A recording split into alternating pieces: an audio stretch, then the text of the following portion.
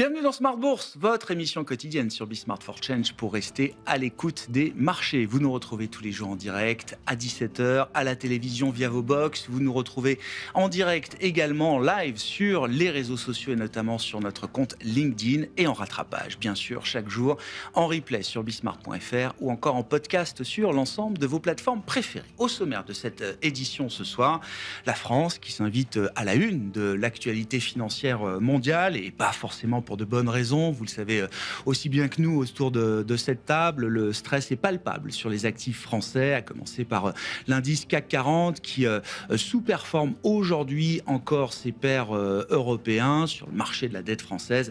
La situation reste canalisée avec effectivement cette remontée du risque politique et la perspective de la chute du gouvernement Bayrou dès le 8 septembre prochain. Avant cela, un bon test pour comprendre l'appétit des créancier pour la dette française aura lieu le 4 septembre prochain avec une émission de dette à long terme qui sera orchestrée comme chaque fois par l'agence France Trésor. Voilà pour le calendrier français. Ce sera évidemment le sujet de discussion à la une avec nos invités de Planète Marché dans un instant. Sujet qui nous permettra de glisser tranquillement vers la question de l'indépendance des banques centrales en général et de la Réserve fédérale américaine en particulier, avec un bras de fer qui se tend plus que jamais entre Donald Trump et cette gouverneure, membre du directoire de la Réserve fédérale américaine, Lisa Cook. Donald Trump, par un executive orders, affirme qu'il limoge avec effet immédiat Lisa Cook, qui résiste et qui répond par la voix de son avocat que Donald Trump n'a pas le pouvoir de la révoquer. Lisa Cook qui affirme qu'elle restera pour l'instant en poste et qu'elle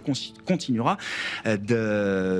d'assumer sa mission au sein de la Réserve fédérale américaine. Le sujet est surveillé de près évidemment par les investisseurs qui s'inquiètent d'une politisation grandissante de la Réserve fédérale américaine. Peut-être un sujet qui doit être regardé aussi du point de vue d'autres banques centrales. Voilà pour les sujets dont nous discuterons avec nos invités dans un instant. Et puis dans le dernier quart d'heure de Smart Bourse, nous ferons un point sur l'immobilier, les tendances de rentrée et des paramètres d'investissement plus favorables pour l'immobilier. Nous en discuterons avec le président du directoire de Sofidy, Guillaume Arnaud, qui sera avec nous en plateau dans le dernier quart d'heure de Smart Bourse.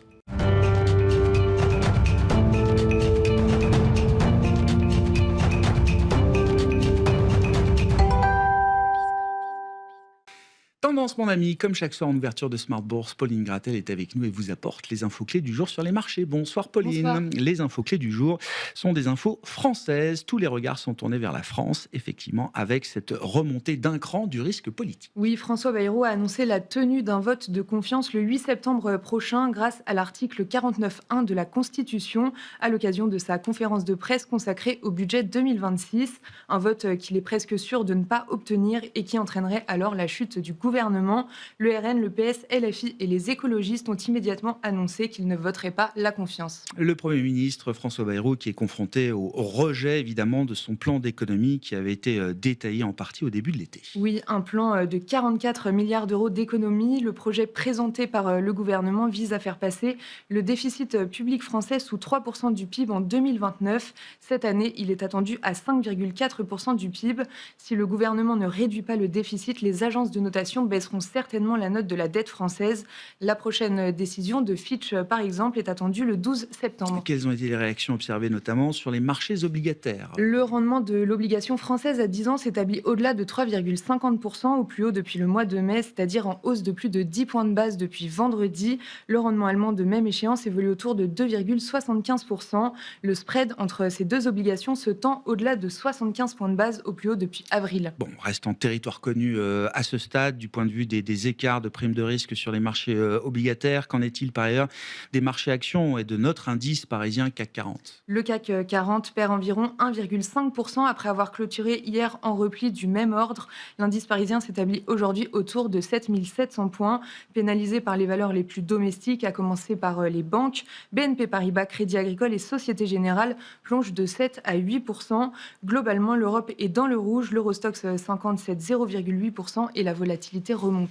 Côté américain, Donald Trump tente toujours de prendre le contrôle de la réserve fédérale américaine en tentant notamment de limoger une gouverneure, Lisa Cook. Oui, à quelques jours de la réunion de politique monétaire de la Fed, Donald Trump affirme qu'il révoque la gouverneure Lisa Cook, qu'il accuse de fraude sur un prêt immobilier personnel.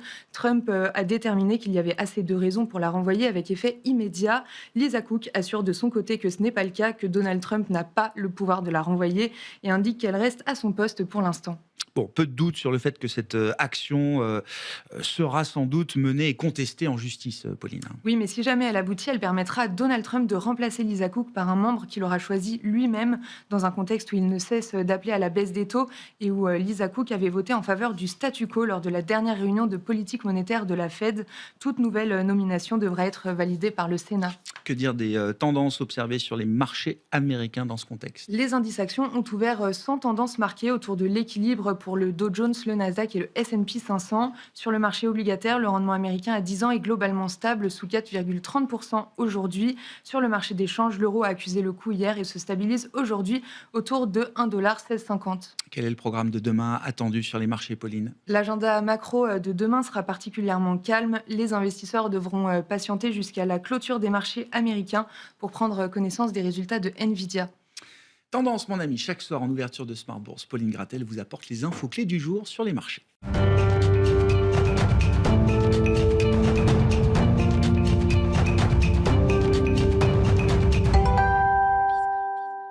Trois invités avec nous chaque soir pour décrypter les mouvements de la planète marché. Sophie Chevelier est avec nous, gérante allocataire chez Dorval Asset Management. Bonsoir Sophie. Bonsoir Grégoire. À vos côtés, Pierre-Olivier Béfi, chef économiste et gérant chez Boussard et Gavaudan. Bonsoir Pierre-Olivier. Bonsoir Grégoire. Et nous avons la chance d'accueillir également Fabien Bossy, chef économiste France chez Société Générale CIB. Bonsoir Fabien. Bonsoir Grégoire. Hasard du calendrier, de la programmation, nous avons un économiste qui suit la France de près à nos côtés. Fabien, évidemment, commençons avec cette actualité française qui est devenue d'ailleurs un des titres majeurs de la presse financière mondiale aujourd'hui. On repart dans une séquence visiblement d'instabilité politique. À quel type de risque est-ce qu'il faut s'attacher quand on regarde effectivement cette situation politique? Je parle de risques économiques et de risques financiers. Comment est-ce que vous évaluez les risques aujourd'hui auxquels la France pourrait peut-être faire face? Alors oui, c'est le retour de l'incertitude politique. Après, elle nous avait-elle jamais vraiment quittés? Malheureusement, peu de monde osait espérer que la séquence budgétaire allait être un long fleuve tranquille. Alors le timing est peut-être, le point de rupture est peut-être arrivé un peu plus tôt que ce qu'on pensait, mais sur le fond, il n'y a pas vraiment de surprise à voir le retour des tensions politiques en France. Alors c'est un petit peu dommage parce que c'est l'un des points noirs de l'économie française depuis maintenant plus d'un an, cette forte hausse de l'incertitude politique qui pèse sur le climat, sur le moral des entreprises, mais aussi le moral des ménages. Alors, pour le voir, on peut faire un petit point sur comment était l'économie française durant cet été. On a eu des chiffres de croissance du PIB qui ont été publiés fin juillet, portant sur le deuxième trimestre, qui ont surpris positivement. Le consensus attendait à une hausse de 0,1% sur le trimestre du PIB. On a eu finalement une hausse de 0,3%, donc un rythme assez raisonnable, presque une bonne surprise. Presque soutenu, pour l'économie française. Osons le dire. Ouais. Par contre, quand on regarde un petit peu les détails, malheureusement, on voit que les facteurs un peu moins allants de l'économie française étaient toujours présents, à savoir une consommation encore assez timide et un investissement encore en baisse. Et on avait en somme une demande domestique, particulièrement une demande domestique privée, encore stagnante au deuxième trimestre. Alors pourquoi on a eu une si forte hausse de la croissance, calmons-nous. C'est grâce à des facteurs un peu plus temporaires ou ponctuels. On a eu notamment une forte hausse de la production dans le secteur aéronautique ou aérospatial. C'est un secteur où il y a une forte demande étrangère, dans lequel les chaînes de production souffraient encore des problèmes qui sont nés durant la période Covid. Donc on a un rattrapage qui se poursuit. Mais les problématiques de fond de l'économie française, à savoir une demande domestique encore peu allante, ont persisté au deuxième trimestre et ça se reflète dans des indices de confiance des entreprises et encore plus des ménages qui sont restés en dessous de la moyenne. Et a été publié ce matin l'indice de confiance des ménages français pour le mois d'août. Et malheureusement, c'est encore une nouvelle baisse. On a un indice à 87 points. L'an dernier, on était plutôt autour de 94 à la même période. C'est à comparer à une moyenne historique autour de 100. On est retombé à des niveaux qu'on avait vus en 2023 lorsque l'inflation était à de hauts niveaux. On a des ménages français qui restent relativement pessimistes, qui continuent d'épargner, qui continuent de beaucoup épargner, et ça se traduit en une demande assez peu allantée. La situation politique est le reflet et la cause de ce pessimisme ambiant. Alors, cause ou conséquence, le débat peut durer pendant longtemps, mais le fait est que la situation politique pèse sur l'économie, et s'il y a une clarification, c'est peut-être pas plus mal qu'elle arrive plus tôt qu'attendu. Entre ça et une rentrée chargée, autant affronter vous dites les que c'était problèmes un point de rendez-vous inévitable de toute façon, que ce soit là le 8 septembre ou que c'eût été plus tard, c'était un point de rendez-vous de toute façon que les économistes, en l'occurrence qui suivent la France, attendaient. Voilà, les agences de notation elles-mêmes, dans leurs prévisions, intégraient ce risque politique. La plupart avaient pris note du plan budgétaire pour 2026, mais avec évidemment des doutes assez forts sur son implémentation. Ouais. Et c'est ce qui est en train de se dérouler. On va voir exactement comment les choses finiront, mais il n'y a pas nécessairement de surprise sur le fait que le plan budgétaire va être difficile. Un plan budgétaire va être difficile de se mettre d'accord dessus. Et l'ajustement fiscal va être probablement moindre que ce qui était espéré. Comment vous évaluez dans ce contexte, je vous passerai la parole, mais comment vous évaluez dans ce contexte, Fabien, le risque financier qui peut être attaché à ce risque politique pour la France? C'est vrai que ce qui frappe les esprits et le constat que tout le monde dresse, c'est que contrairement à la crise des dettes souveraines, aujourd'hui, beaucoup de pays, et à commencer par les pays de la périphérie, ont fait des efforts de consolidation fiscale et budgétaire qui les amènent aujourd'hui dans des situations, alors peut-être pas merveilleuses, mais en relatif, en comparaison avec la situation française, qui les amènent dans des situations bien meilleures. Et le marché, d'ailleurs, salue les efforts qui ont pu être faits par ces pays, le Portugal, la Grèce, l'Espagne, etc. Alors c'est vrai qu'on est dans une situation un peu difficile. On commence à être un petit peu le vilain petit canard de la zone euro. On est effectivement on a un déficit beaucoup plus élevé que la moyenne, pas beaucoup plus élevé, plus élevé que la moyenne, et il va falloir un jour ou l'autre faire des ajustements. Après, il faut savoir aussi relativiser les choses. C'est un ajustement, le plan que Bayrou prévoyait un ajustement sur 4 ans à un rythme soutenu mais modéré, finalement. La cible n'est pas hors d'atteinte, ça demande des efforts constants. Mais c'est une question de persistance dans l'effort, plus que d'intensité. Vous dites, Fabien. C'est ça que ça demande plus, une certaine persistance. Et la bonne nouvelle, c'est que s'il n'y a pas vraiment de majorité pour faire un ajustement fiscal rapide, il n'y a pas non plus de majorité pour augmenter le déficit. Donc, voyons les choses du bon côté. Les comparaisons avec Liz Truss sont peut-être un peu surfaites. Liz Truss, rappelons-le, avait adopté un budget très expansionniste. Oui. Ce n'est pas le cas, ce n'est pas de ce dont on discute aujourd'hui. Quand vous dites un jour ou l'autre, à quel type d'horizon de temps? Et encore une fois, sous la surveillance des marchés. Donc une partie de la dette française, évidemment, est détenue par un public domestique français. Une autre partie est détenue quand même par des créanciers étrangers qui n'ont peut-être pas forcément les mêmes contraintes ou les mêmes obligations. C'est le problème, mais le débat sur l'indépendance de la Fed est un petit peu similaire en ce sens qu'on peut laisser le problème grossir petit à petit pendant très longtemps avant que ça devienne un gros problème. Et c'est difficile de savoir à quel moment il y aura vraiment une discontinuité, à quel moment les choses vont déraper. Pour l'instant, le spread a monté ces derniers jours. On reste plus bas que les pics qu'on a vus. Au moment de la dissolution, c'est ça. Oui, effectivement, on était monté à 80 et plus, je crois, en juin 2024. On n'est pas revenu encore à 80. On se rapproche de 80 de spread entre la France et l'Allemagne. Pierre-Olivier Béfy, votre lecture de la situation française. Est-ce que c'est un sujet franco-français? Est-ce que c'est un risque qui est cantonné aujourd'hui à la France? Ou est-ce que ça peut être un risque de marché plus important aussi derrière? Je pense qu'il y a différents points. Le premier, c'est d'abord, il y a un peu la séquence politique actuelle. Bon, moi, je pense déjà, il faut voir quand même le constat, c'est qu'en France, la discipline budgétaire, c'est un peu comme le retour des vacances. Hein. À l'automne, on se dit on va le faire, et puis finalement, on le repousse le lendemain. Donc mais c'est pas ce gouvernement-là, en l'occurrence. Ça fait des décennies qu'on raisonne comme ça et que la situation est dérivée. Voilà. Donc ce gouvernement, il doit gérer les choses avec aucune stabilité politique parce qu'il n'a pas de majorité et en plus dans un contexte de crise de pouvoir d'achat, je crois que Fabien l'a bien dit, la faible confiance des ménages, c'est aussi parce qu'il y a des vraies questions de pouvoir d'achat chez les actifs notamment. Voilà. Donc la situation est un peu compliquée. Après, d'un point de vue comment dire, séquence de marché. Ouais.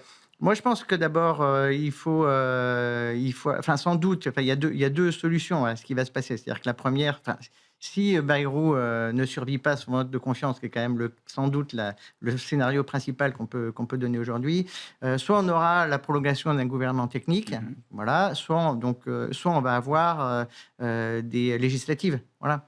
Donc moi, je pense que si on a des législatives annoncées, ça sera sans doute la deuxième quinzaine de septembre, parce que Macron va essayer assez rapidement de trouver un remplaçant s'il veut chercher un remplaçant. On va le savoir. Pour moi, ça peut être le pic de l'incertitude à ce moment-là. Voilà. À contrario, quand on s'amuse à parier sur qui sera le prochain Premier ministre, c'est le nom de... Alors, sur les plateformes de paris en ligne, le nom de Sébastien Lecornu ressort assez vite. Oui. Voilà. Bon, après, ça va ressembler plus 36, ça va ressembler après à un gouvernement technique, encore une fois, qui gère les affaires courantes. C'est ça qui va être. Mais après, moi, je pense que la séquence aussi, en termes budgétaires, va pas être si mauvaise pour ce qui suit, parce qu'on va avoir un gouvernement technique qui va, pour le coup, pas faire politique expansionniste. Ouais. Et puis, il faut pas oublier le cycle électoral local. Parce que cette année, c'est beaucoup plus difficile de faire baisser le déficit public parce que toutes les municipalités sont en mode on dépense, il faut faire des beaux projets avant les élections de l'année prochaine. Il y a des travaux un peu partout. Ouais. Voilà. Et l'année prochaine, le déficit, il va spontanément pas mal se réduire en fait. Donc il y a un élément technique qui font que... Par effet de base, on va avoir quand même des effets de base plus favorables à un moment. Exactement. Donc je pense qu'il ne faut pas trop paniquer et qu'il y aura un moment où... Moi, je suis plutôt assez optimiste qu'il faudra sans doute un peu... racheter les marchés à un moment. Voilà. Après, sur le constat de fond, franchement, moi, ça me fait penser, si on fait un peu d'histoire, ça me fait penser à l'époque de Louis XIV, quoi. On dépense comme Colbert et on taxe comme Fouquet.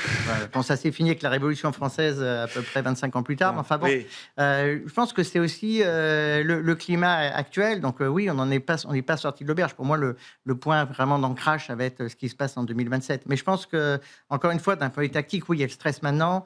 Il ne faut pas quand même sous-estimer que tous les actifs qui corrigent, notamment les banques européennes, c'était des actifs bien sûr, il y a des prises de profit. Détenus, etc. Bien sûr. C'est normal. Le secteur des banques européennes fait mieux que le Nasdaq depuis la période Covid. Voilà, donc il peut y avoir aussi un peu de justement. Mais je pense que ça devrait être acheté à un moment. Voilà, bon. Donc non, mais pour poser la question, puisqu'on voit des gros titres qui commencent à fleurir sur l'idée que le FMI est à nos portes, il y a le sujet de l'Angleterre aussi, à nous. Enfin, il n'y a pas que la France qui est dans une situation fiscale, budgétaire compliquée, même si certains ont fait des efforts, d'autres ont du mal à en faire encore aujourd'hui. Enfin, l'idée que le FMI puisse être à un moment concerné par la situation française, ça reste du domaine de la fiction. Non, mais après, moi, je pense qu'il y a deux... Encore une fois, comme Éric Lombard, vous excluez pas le fait que le FMI puisse un jour être appelé à la rescousse. Il y a un point de situation et deux scénarios pour moi. Le point de situation, c'est quand même qu'on est dans une zone où la Banque centrale elle a déjà pas mal baissé les taux. Donc même si le spread français s'est écarté, les taux français, dans l'absolu, n'ont pas beaucoup monté. Non, voilà. Non, donc il n'y a pas vraiment de stress, je dirais, de solvabilité. C'est juste qu'on est moins bon que les autres. Voilà. Et on devient même peut-être le centre de l'Europe. Sur du 10 ans, c'est un taux marginal pour la nouvelle dette qui arrive, mais ça reste encore...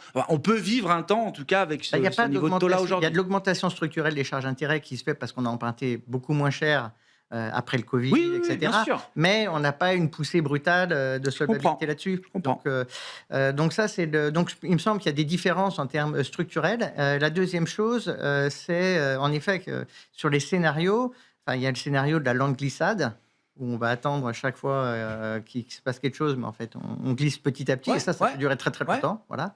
Et puis oui, il y a des moments où la liquidité n'est plus là, et là, ça pose un gros problème. Voilà. Après, les garde-fous sur cette liquidité, ça reste la BCE, ça reste le fait que, pour l'instant, on n'a pas un gouvernement qui veut partir dans le décor sur le budget. Non. C'est quand même ça qui est important. Si par contre, on a un gouvernement qui, par exemple, en 2027 ou après une élection législative... qui veut s'affranchir de toutes les règles. Alors là, ça va devenir très dangereux d'un seul coup. Voilà. Mais je pense qu'on n'est pas dans ce contexte-là aujourd'hui. Voilà. Sophie, la situation française sur les marchés, voilà, est-ce que c'est une situation très franco-française? Est-ce que ça se regarde quand même d'un point de vue européen?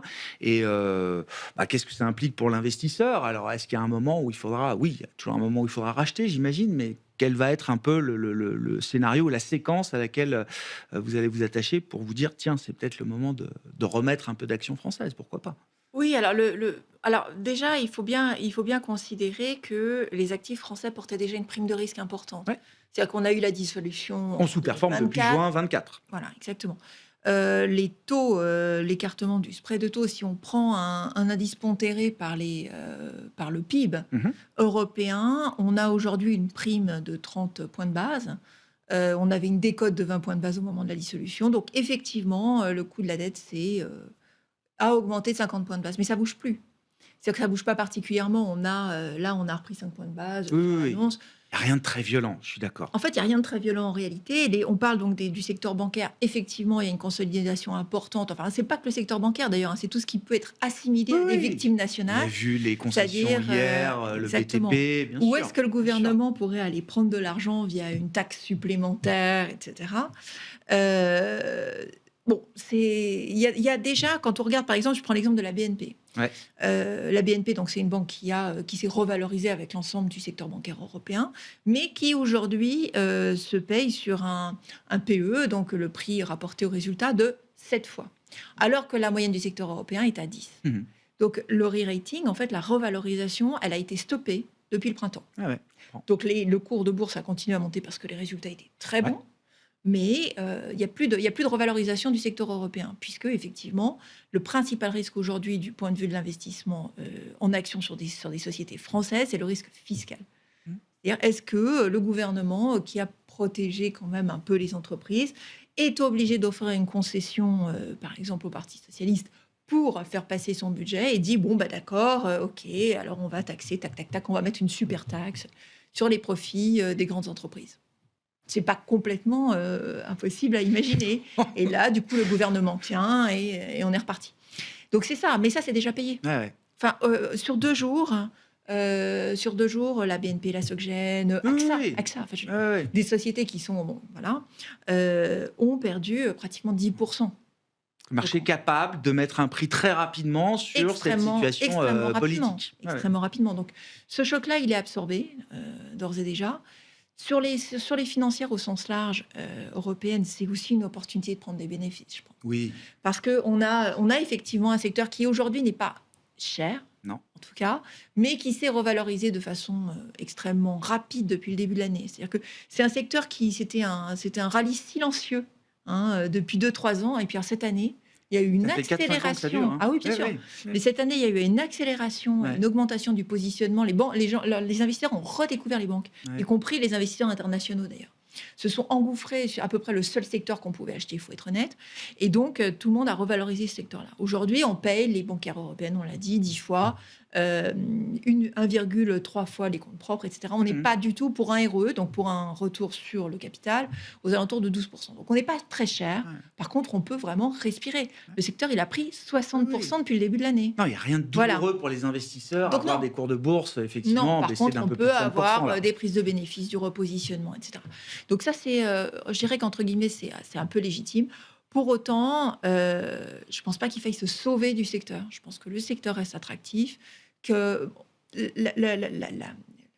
la configuration européenne, avec les plans de relance en Allemagne, Ouais. avec plus de cohésion, avec les plans mis en place de titrisation pour financer des grands projets, avec une normalisation des taux d'intérêt, etc., reste très favorable pour le secteur bancaire. Ouais.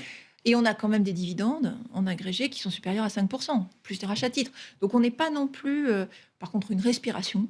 Je pense que c'était l'opportunité d'une respiration, effectivement. Ouais, secteur bancaire en première ligne, Voilà. évidemment, dès que ces sujets Voilà, politiques le secteur reviennent sur bancaire le et devant puis de un certain la, nombre devant de la d'industriels scène. qui, effectivement, Oui, sont un petit question peu de la fragilisés, fiscalité pour voilà. ces entreprises, le fait qu'elles prêtent à l'économie réelle, et puis le fait qu'elles portent aussi de la dette française, qui a Exactement. perdu un peu de sa peu splendeur ou de sa superbe ces derniers temps. Mais donc, je vous rejoindrai, pas de panique. Ah ouais, pas de panique, très bien, mais restons sur cette idée de pas de panique. Ça veut dire, pour reprendre la discussion avec vous, Fabien, marché, les créanciers attendent un effort de consolidation budgétaire, mais comme vous dites, il faut aussi garder la tête froide. Comment est-ce qu'on fait les choses bien? Est-ce qu'on peut coupler une rectification de la trajectoire des finances publiques en préservant de la croissance, voire de la compétitivité, de la productivité pour une économie comme la nôtre aujourd'hui? Est-ce qu'il y a un chemin pour ça? On verra ce que le politique décide, mais est-ce que c'est déjà, j'allais dire, économiquement possible? Ça paraît tout à fait faisable et le plan de Bayrou donnait un chemin. L'année d'avant, Barnier montrait aussi un chemin pour redresser les dépenses, pour redresser le déficit. On est dans une phase où, lorsque les taux d'intérêt sont plus élevés, c'est censé aller avec une inflation plus élevée. Alors, ce n'est pas le cas en France en ce moment. Et c'est vrai que ça complique un petit peu la tâche du gouvernement, parce qu'une inflation plus faible, Il y a plus d'inflation là. ça veut dire plus difficile de rogner sur les dépenses en jouant sur la hausse des prix. Mais la France n'est pas censée être une exception ad vitam aeternam dans ce contexte-là. L'inflation est censée revenir vers les 2%, vers la cible de la BCE. Et les taux plus élevés en zone euro aujourd'hui comparés à ce qu'ils étaient avant la pandémie, c'est parce que les anticipations d'inflation sont plus élevées. Et plus d'inflation, ça veut dire plus de possibilités pour rogner sur les dépenses de façon un peu moins douloureuse. Indolore, ouais. Voilà. Oui. Donc il y aura de la marge. Encore une fois, l'ajustement budgétaire qui, en l'étalant sur 4-5 ans, on est sur des rythmes assez tout à fait faisables. Comment le faire dans les détails, c'est là où le monde politique s'écharpe. Mais on peut noter qu'on se base souvent sur des mesures valant 1 ou 2 dixièmes de point de PIB. Le montant de l'effort en lui-même n'est pas quelque chose qui est très largement combattu. On n'a personne qui appelle à une relance budgétaire massive en France. Vous disiez, ouais. Donc, de ce point de vue-là, on peut être voilà, plutôt rassuré sur la direction prise. Bon, malheureusement, pour l'instant, il n'y a pas de capitaine à bord du bateau. Et c'est un statu quo forcé, quoi. Voilà, c'est ça qu'espère d'avoir. C'est le rêve des marchés, c'est d'avoir enfin quelqu'un qui serait capable de prendre des décisions. Bon, malheureusement, en ce moment, c'est pas le cas. À partir de quel moment ça deviendrait un problème pour la Banque Centrale Européenne, par exemple? Alors, je vous amène peut-être dans un scénario fiction, Fabien, mais c'est des questions qu'on se pose à chaque fois. À partir de quel moment ça nécessiterait plus qu'une attention de la Banque Centrale Européenne? Et avec quel type d'instrument la Banque Centrale Européenne peut-elle, aujourd'hui, avec les enseignements de la crise financière, contenir ce genre de dérapage, si le dérapage réel se mettait en place? Alors, tout d'abord, la cible de la BCE, c'est l'inflation. Donc, la principale préoccupation de la BCE, ce sera est-ce que tout cela a un impact sur l'inflation? Pour ça, il faudrait un impact économique majeur. Bon, pour l'instant, l'incertitude politique, on le vit en France depuis plus d'un an. Comme on l'a dit, ça pèse sur le climat des affaires. Ça nourrit une croissance sous-jacente très, très molle en France, mais qui reste positive. Donc, pour l'instant, il n'y a pas de raison de paniquer. Encore une fois, il n'y a aucune raison de paniquer pour la BCE. Ce n'est pas un impact majeur sur la cible d'inflation.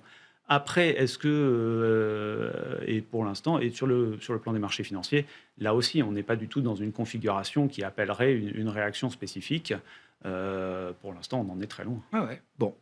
Pas de panique, donc je retiens le message, effectivement, c'est ce qu'on peut retenir de la journée sur les marchés, même si le CAC a baissé encore d'1,5% aujourd'hui, sous-performe les autres indices européens. Bon, on est à peu près sur les niveaux d'il y a un an, au moment de la dissolution, autour de 7800 points pour le CAC, avec, voilà, on le disait, sur des marchés obligataires.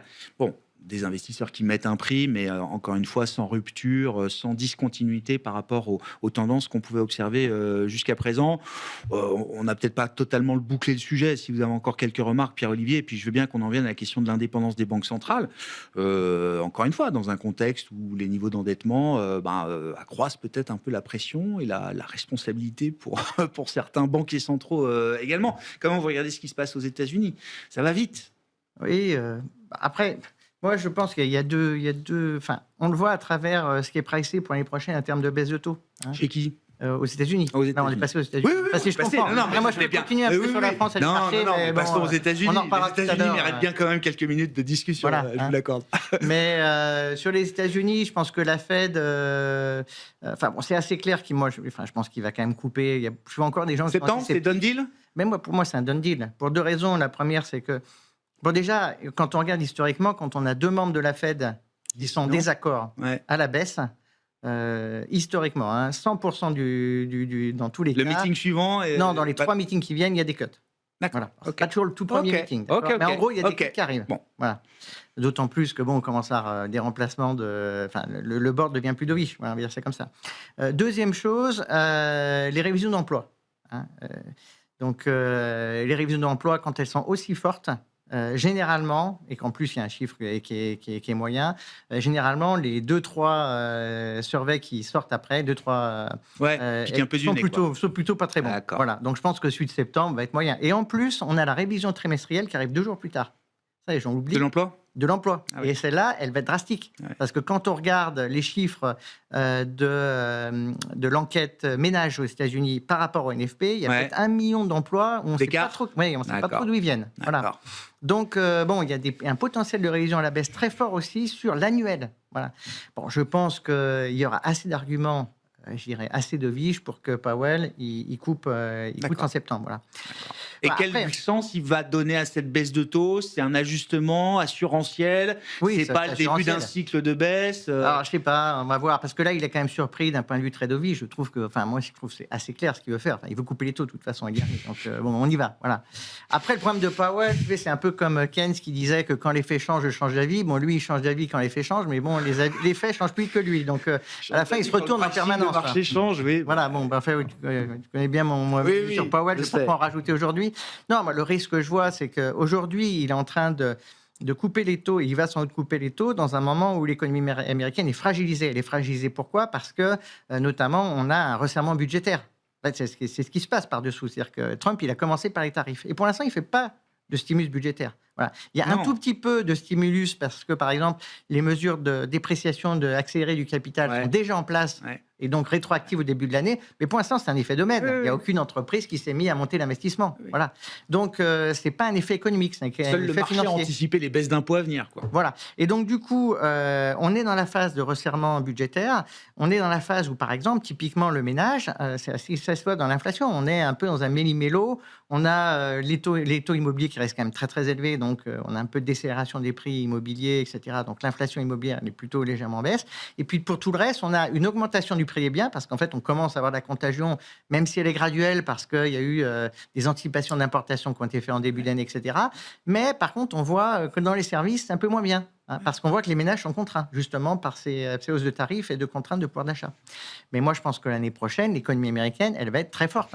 Parce que là, on va front-loader, avancer toutes les mesures de politique budgétaire sur 10 ans en amont des élections de mi-mandat. En plus, Trump, il va nous sortir quelque chose. Il va nous sortir $1 000 pour tous les Américains, comme ça, pour essayer de dire, voilà, moi, je suis le mec sympa, je comprends, etc. Donc, il y a encore les moyens de ressortir quelque chose au niveau budgétaire. Donc, je pense qu'on aura... c'est quelques baisses de taux pour enlever un peu de pression, mais c'est tout. Le problème, c'est qu'il n'y a pas besoin de soutenir l'économie américaine. Il y a besoin d'être accommodant. Et du stimulus budgétaire, dans un contexte où les conditions financières sont déjà bien, la baisse du dollar, etc. Donc, ça veut dire quoi sur le plan des marchés? Donc, très positif action, actifs risqués, et un peu plus compliqué peut-être pour la partie bonds obligataires. Oui, il faut être. Moi, je pense que c'est ce qui va se passer pour l'année prochaine.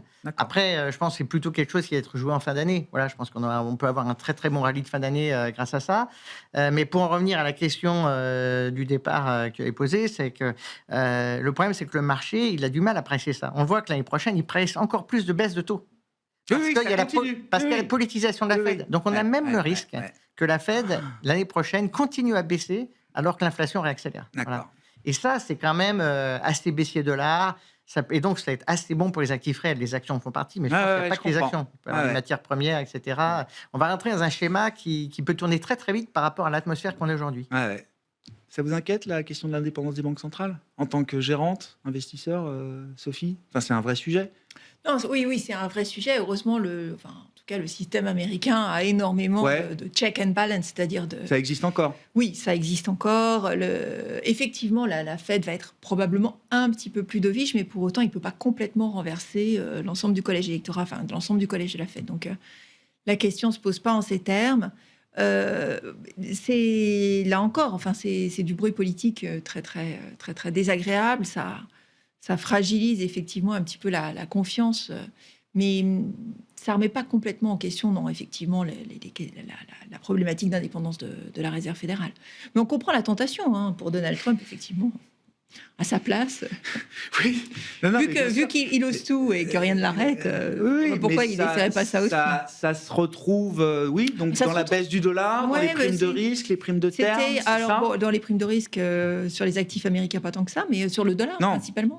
Sur le dollar principalement. Le dollar qui baisse plus trop quand même depuis quelques semaines. Oui. Et après la grande dégringolade des 6 premiers mois de l'année, ça s'est un peu calmé. On a quand même fait moins de 1,05 à presque un 20. On a fait un 19 au plus haut, je crois. Donc effectivement, on a... Donc même le limogeage supposé d'une gouverneure de la Fed, aujourd'hui, ça semble être déjà intégré peut-être dans le prix du dollar. Oui, probablement.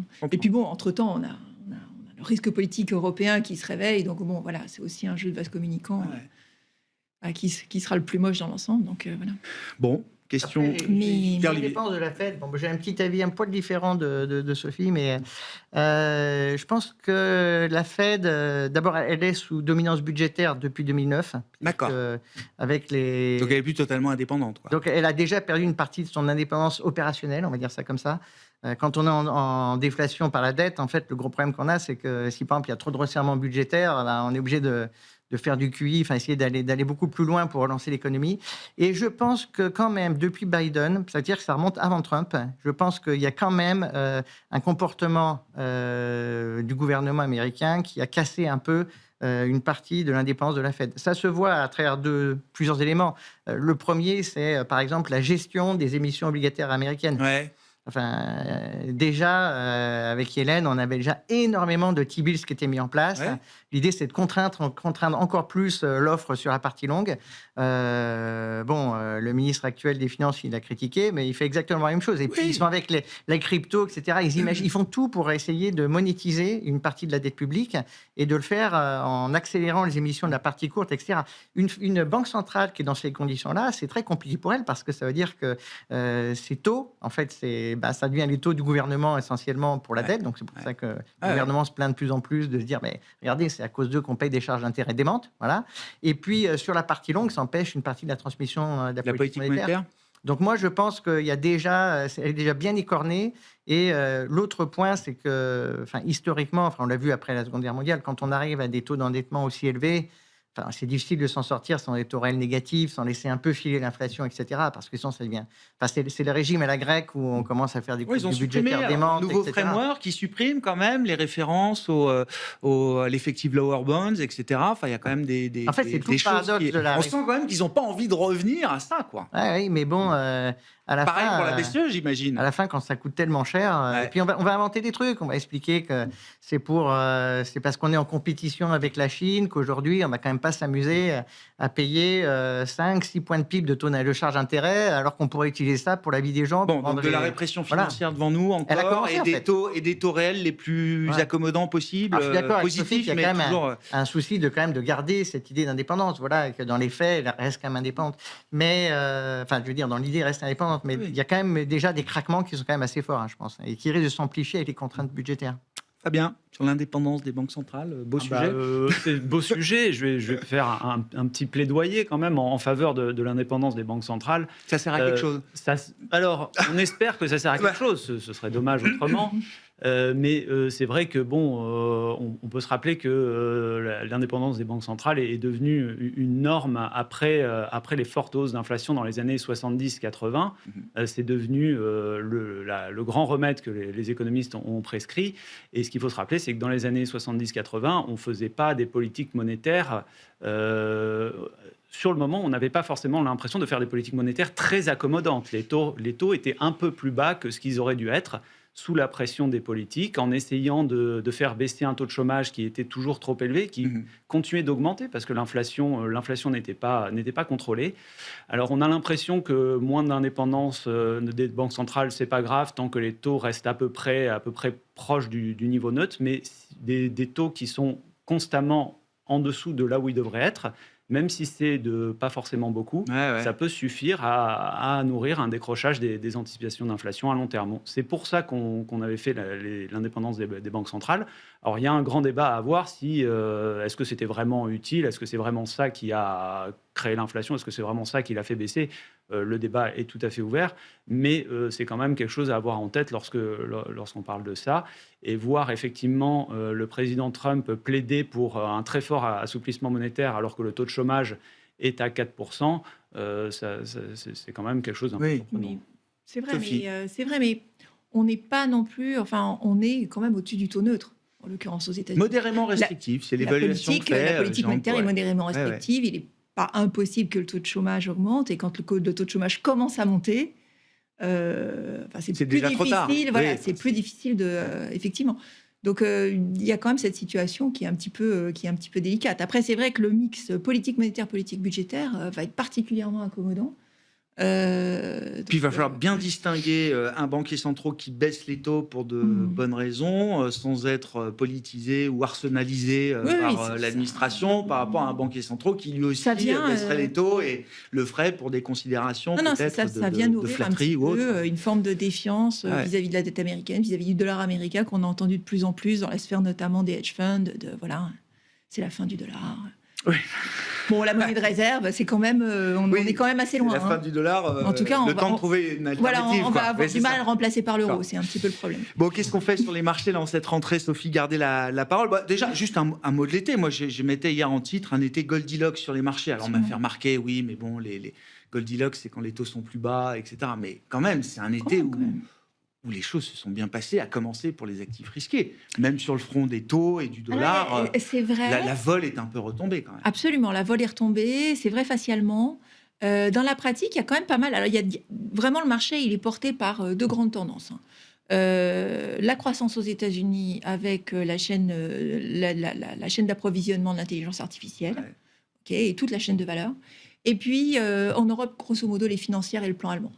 Donc, demande interne, européenne, pas française, c'est clair, mais enfin bon, pour le reste.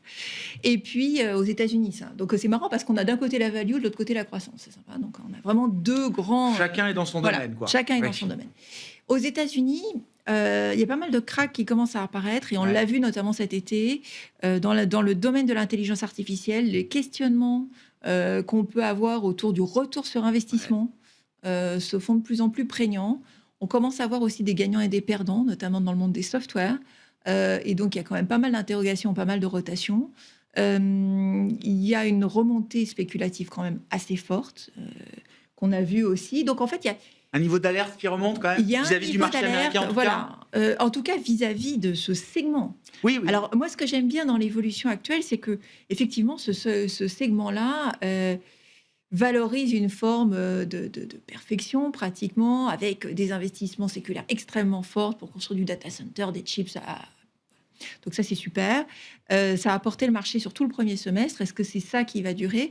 Moi, je trouve que quand même, on voit apparaître certaines interrogations. Donc, on a parlé des softwares, on a parlé des industriels sur l'électrification, etc. aussi. Donc, il y a... C'est peut-être déjà le moment de mettre un point un peu moins important peut-être sur ce thème-là, sur ces... En tout cas, il y a des interrogations. Même si c'est un thème qui va durer quand même encore un certain nombre d'années, il y a pas mal d'interrogations. Donc, ça va être intéressant de voir la communication d'NVIDIA demain soir, qui, avec une valeur qui fait quand même 4 000 milliards de capitalisation boursière, bon, ça peut avoir un impact en tout cas. Donc, ça va être intéressant. Ça, c'est un des premiers sujets. Alors, ce que je trouve intéressant quand même, c'est que dans cette phase de conditions financières qui s'assouplissent et de conditions budgétaires qui restent supportives, ce qu'on peut imaginer sur le marché américain, c'est quand même une diffusion à d'autres secteurs de l'économie. Et ça, c'est plutôt sympa, parce qu'il y a quand même pas mal de choses à aller ramasser aux États-Unis. J'ai l'impression que j'entends ça tous les jours, toutes les semaines, tous les mois, l'élargissement, non, mais parce qu'en fait, c'est une réalité ou... Alors, c'est parce que vraiment, pendant 3 ans, fallait faire que de la tech. Oui. Donc, il y a eu DeepSeek, il y a eu un moment de désaffection, mais grosso modo, il fallait faire que ça. Là, effectivement, des conditions de financement qui s'assouplissent. Et, Ça se voit déjà dans le Russell, il y a une journée, c'est quand Non, vendredi, il y a- le Russell ouais, il y a des- il y a des le choses qui Russell, commencent à bouger. fait 4-5% de hausse. On parlait là, il y a un moment de la construction, de l'immobilier. Enfin, il y a vraiment des pans du D'accord. marché américain qui sont D'accord. très mal aimés et qui commencent peut-être à redevenir un petit peu plus intéressants. La partie consommateur a été très difficile finalement partout. Or, les indications qu'on voit là sont à suivre, hein, mais sont pas forcément si mauvaises sur l'activité au mois de juillet. Il y a d'autres choses qui peuvent se dessiner aussi, qui pourraient être Il y a du relais intéressantes. peut-être dans ce marché américain. Voilà, au-delà sur des d'autres seuls domaines. Max Event. Bon. Et puis la grande question en Europe, c'est bien entendu, est-ce qu'on passe finalement d'un moteur de demande interne vers un retour vers les multinationales? Et là, tout à fait honnêtement, ça reste compliqué. 30 secondes pour conclure sur la logique d'investissement, là, Pierre-Olivier. Oui, non, mais je partage beaucoup de Ouais. choses qui ont été dites par Sophie. Je ne sais pas si on peut parler d'élargissement. Je pense qu'un des points, comme il y a beaucoup de questions sur est-ce qu'on va soutenir à long terme le momentum sur la tech, voilà. Sachant qu'il y a à peu près 10 ans, ce qu'on prend ce qu'on appelait les valeurs de croissance, ça représentait 10% de l'investissement du S&P. Aujourd'hui, c'est 50%. Donc, c'est plus vraiment des valeurs de croissance. C'est des boîtes qui investissent énormément et on ne sait pas exactement si ça va marcher aussi bien qu'avant. Donc, il y a quand même des interrogations là-dessus. Après, si justement... ça fait 2 semaines quand même que le Russell surperforme. Ouais. Donc, moi, je pense qu'il y a quand même l'idée que s'il y a une correction, ça se passera un peu plus violemment, peut-être sur les valeurs de croissance. Voilà. Et du coup, on peut aller un peu ailleurs. Et puis, si il y a vraiment le marché repart, etc., je pense que oui, en effet, on peut se dire aussi que ces valeurs un peu en retard peuvent peut-être un peu rattraper. Voilà. Après, moi, à titre personnel, comme je reviens juste de vacances, j'aime bien les anecdotes sur les vacances, mais je pense qu'on a le marché, comme nous, il a bien bronzé pendant les vacances. Là, il faut en mettre un peu de crème solaire avant l'hiver, et puis après, on verra, quoi. Mais je suis pas hyper... je pense qu'à court terme, ça fait sens qu'il y ait des prises de profit, qu'elles soient parfois provoquées, comme en France, par des événements un peu exogènes, mais je pense que ça fait un peu partie de la logique du marché à court terme. Ou c'est moi, vous avez déjà perdu un peu de votre bronzage. Moi, je bronze pas, je vous rougis, bronzez, c'est pas mon d'accord. problème. Merci beaucoup, merci à tous les trois d'avoir été les invités de Planète Marché ce soir. Pierre-Olivier Béfi, Boussard-et-Gavaudan, Sophie Chevelier d'Orval Asset Management et Fabien Bossy, Société Générale CIB.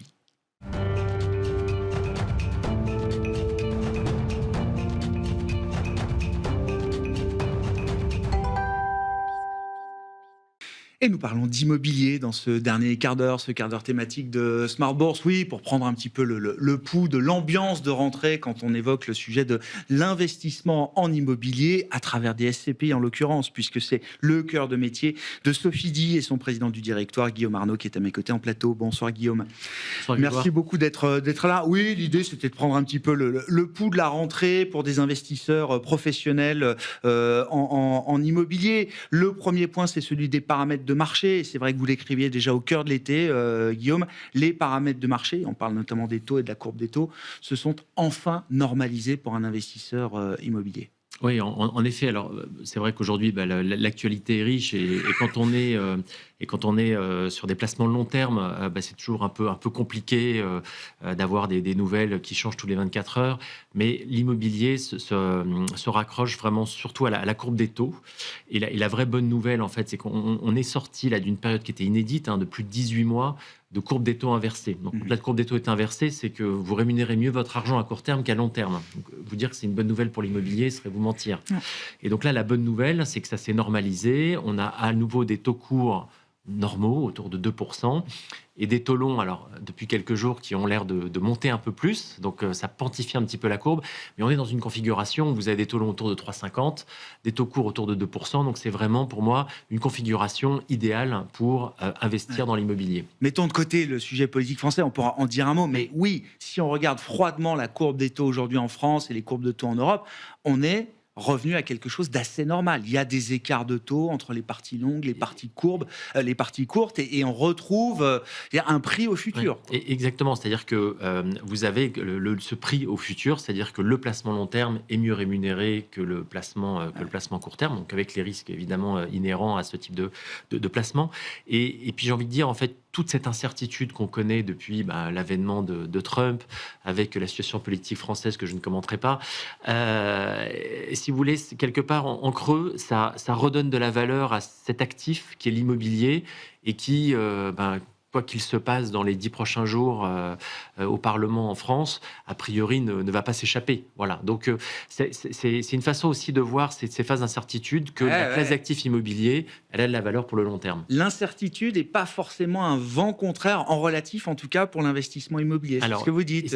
Exactement. Guillaume. Alors avec un petit bémol près, si on retourne dans une récession importante, ça n'est pas une bonne nouvelle pour le bureau, puisqu'effectivement, on a besoin de personnes dans les bureaux. Il y a des segments dans le marché immobilier qui pourraient souffrir plus que.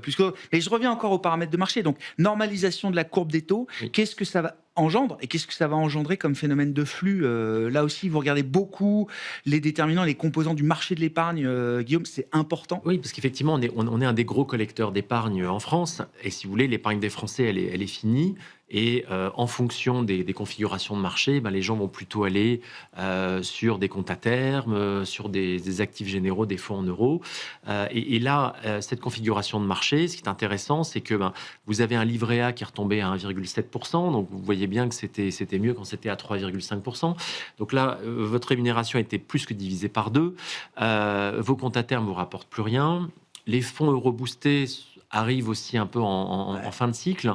Il y a aussi toute une classe d'actifs qui s'est énormément développée ces derniers temps, qui sont les produits structurés. Il y a près de 50 milliards d'euros l'année dernière de produits structurés qui ont été émis, ce qui est phénoménal. Ça aussi, le fait que la courbe des taux courte soit plus basse fait qu'il y a moins de jus, de rendement pour ces produits, et donc ça va les rendre moins attractifs ou avec un couple rendement-risque moins intéressant. Et au milieu de tout ça, vous avez l'immobilier qui, grâce à l'indexation des loyers, quand je parle du bon immobilier, donc dans les bons commerces, même dans le bureau de centre-ville, qui a continué à s'indexer. Et donc, vous avez aujourd'hui des SCPI, notamment chez Sofidy, qui vous donnent des rendements autour de 5%, voire jusqu'à 8% pour celles les plus dynamiques. Ah ouais. Donc, ça redevient... Exactement. La SCPI redevient un concurrent plus que sérieux face à des produits d'épargne qui ont eu effectivement le vent en poupe de manière spectaculaire au cours des dernières années. Exactement. Donc je pense que c'est un bon moment pour effectivement se renforcer. Alors évidemment, on ne met pas tout dans l'immobilier, mais quand vous êtes bien diversifié, vous pouvez renforcer ou pas certaines poches. En ce moment, je pense que renforcer un peu son immobilier n'est pas une mauvaise chose. En tout cas, dans le monde incertain, le marché action a perdu 3% en 2 jours. Vous voyez ce que je veux dire, c'est ça qui est difficile. Donc vous dormirez mieux, je pense, avec un peu plus d'immobilier dans vos portefeuilles. Comment on mesure ce regain ou ce retour de l'attractivité de l'immobilier? Donc il y a les flux qu'on peut suivre, évidemment. Oui. Il y a aussi tout ce qui se passe sur le marché de l'immobilier en tant que tel, physique. Et est-ce que là, il y a des transactions un peu benchmark, références, qui appuient cette idée-là, Guillaume? Alors effectivement, le marché de l'immobilier, c'est un marché de transactions. Et vous apercevez que quand le nombre de transactions baisse, en fait, c'est un signe assez baissier sur le marché, parce que ça veut dire que l'offre et la demande ne se retrouvent pas, et que le jour où celui qui craque décide de dire « Ok, je vends mon actif », c'est un prix en général plus bas. Donc la vraie bonne nouvelle, c'est que là, la tendance est inversée. Selon l'Imostat, on avait à peu près 4 milliards d'euros dans l'immobilier tertiaire en France investi en premier semestre 2024. On est passé à 5,5 milliards. Donc on est loin des rythmes à 10 milliards, mais j'ai envie de dire, on voit enfin un retour de ce nombre de transactions. Et puis surtout, on revoit quelques grosses transactions, notamment une emblématique à Paris, Paris dans cette pâté d'immeuble qui s'appelle Paris Trocadéro. Exactement. Et donc dont un investisseur américain, Blackstone, qui pour l'instant est en exclusivité. On parle d'un montant de l'ordre de 700 millions. Voilà, c'est des transactions qui, hormis certains actifs très spécifiques dans le luxe, n'existaient plus en fait. Donc là, c'est quoi, du bureau là? Là, effectivement, c'est un ensemble mixte, mais qui est principalement bureau.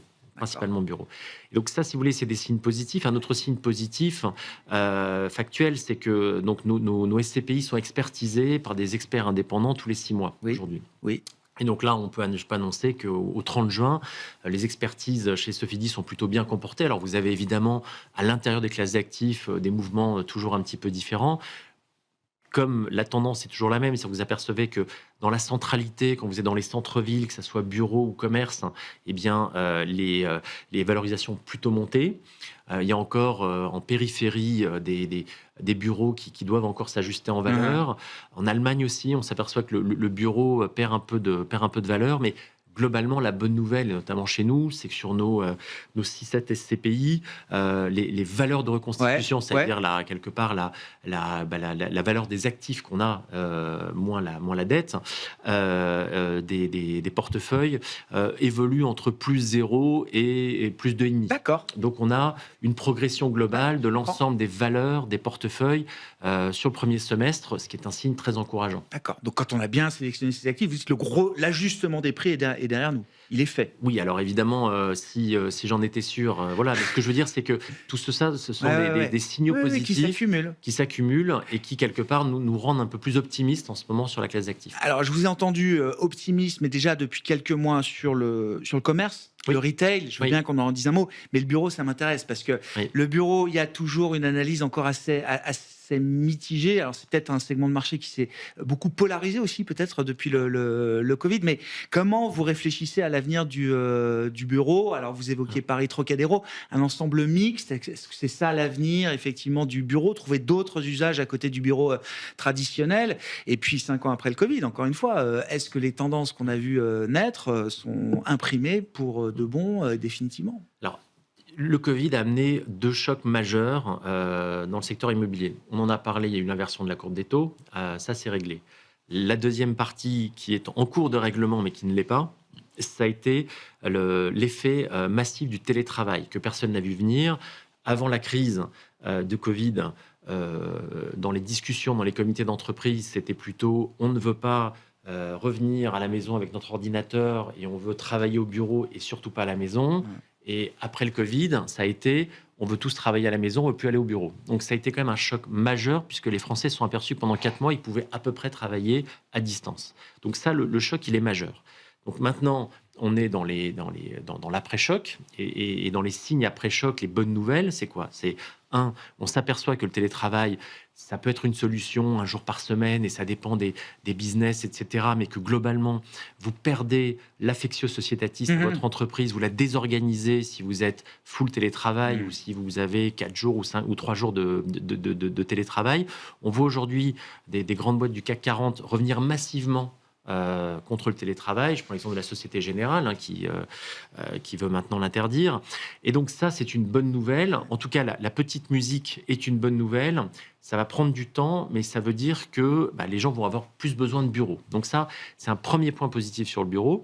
Après, ce qu'on n'aime pas dans les crises, c'est les chocs. Ouais. Mais maintenant que le choc est passé, on voit ce qu'on a à faire. Il y a certains bureaux qui devront être transformés radicalement, mais dans des zones de qualité, je pense notamment à la Défense, par exemple, qui est quand même, on sait bien que la Défense... Ça reste une zone de qualité. Ça reste une zone de qualité parce que c'est un hub de transport très important.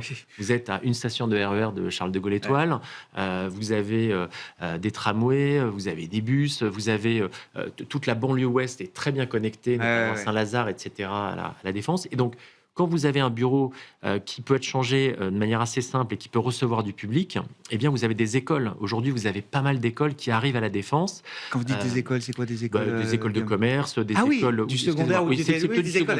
Oui, d'accord. Oui. Ces écoles ont bien compris que pour attirer leurs étudiants et qui aujourd'hui n'ont pas forcément les moyens d'habiter dans Paris, eh bien, ils peuvent habiter dans l'ouest parisien et arriver à la Défense. Et donc aujourd'hui, je crois que c'était Léonard de Vinci qui avait été très précurseur à l'époque, qui est arrivé à la Défense il y a une vingtaine d'années. Et aujourd'hui... Donc ça va devenir mi-bureau, mi-cité universitaire. Tout à fait. Vous avez aussi le campus cyber. Vous avez de plus en plus d'écoles à la Défense. Et c'est assez malin parce que vous avez un cluster entre des entreprises, des écoles.